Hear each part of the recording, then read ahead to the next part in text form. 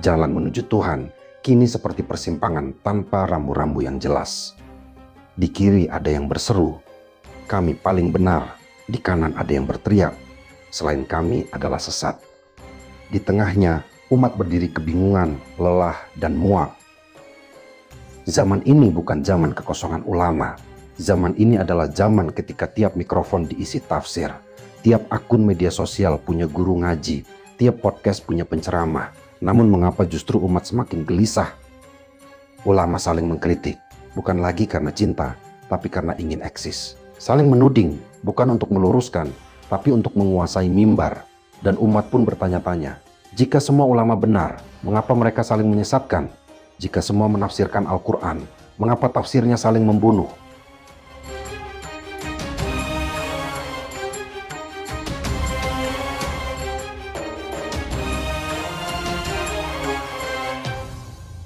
Kata mereka perbedaan adalah rahmat, tapi di luar perbedaan menjadi laknat. Satu menyebut yang lain bid'ah, yang lain membalasnya. Mengapa ini terjadi? The closing of the Muslim mind menunjukkan bagaimana rasionalitas dalam Islam digantikan oleh dogma-dogma kaku sejak abad pertengahan, terutama di bawah pengaruh pemikiran yang mematikan tradisi nalar dan membuka jalan bagi perpecahan. Mazhab bukan lagi rujukan, melainkan tembok. Tafsir bukan lagi jembatan, melainkan senjata. Imam-imam besar dulu bersilang pendapat dengan akhlak. Ulama hari ini bersilang kutipan dengan amarah. Kami membela ulama kami, tapi tak pernah ditanyakan, apakah ulama itu membela umat? Dalam Islam Between East and West, ditulis bahwa Islam hari ini justru kehilangan spiritualitasnya karena lebih fokus pada bentuk luar, simbol-simbol, dan ritual yang dikotak-kotakkan. Ketika ulama menjadi alat politik, ia kehilangan ruhnya sebagai penyambung rahmat. Dan umat tak lagi belajar, mereka hanya mengidolakan.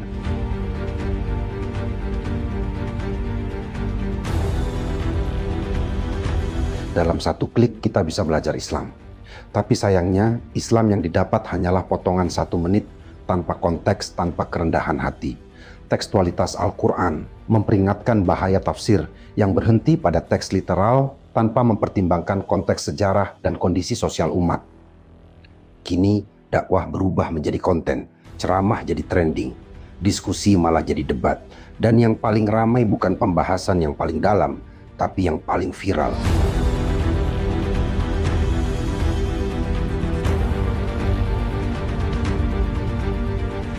Ulama sejati tidak haus kamera. Ia berjalan berdakwah dalam senyap. Mereka tidak punya pengikut berjuta-juta, tapi punya hati yang luas menerima perbedaan.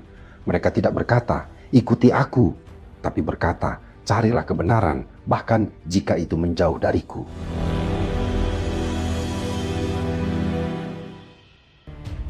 Umat ini butuh ulama yang bukan hanya fasih berbicara, tapi juga fasih dalam mengajarkan kasih.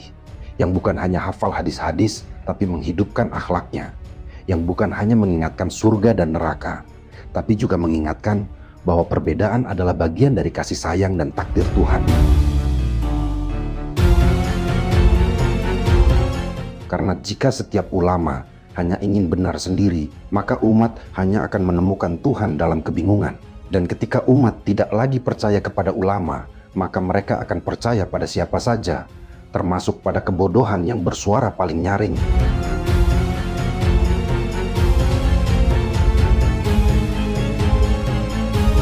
Umat hari ini tidak kekurangan ilmu, tapi kekurangan kejujuran. Tidak kekurangan ceramah, tapi kekurangan keteladanan. Tidak kekurangan ulama, tapi kekurangan sosok yang benar-benar ulama, yang tidak ingin jadi pusat perhatian, tapi pusat kedamaian. Maka di tengah kebingungan ini, barangkali umat tidak butuh lebih banyak suara-suara ceramah, tidak butuh lebih banyak perdebatan, tapi lebih banyak pelukan dalam keberagaman. Tidak butuh lebih banyak predikat siapa yang paling Islam, tapi siapa yang paling mampu berislam dalam hidup sehari-hari.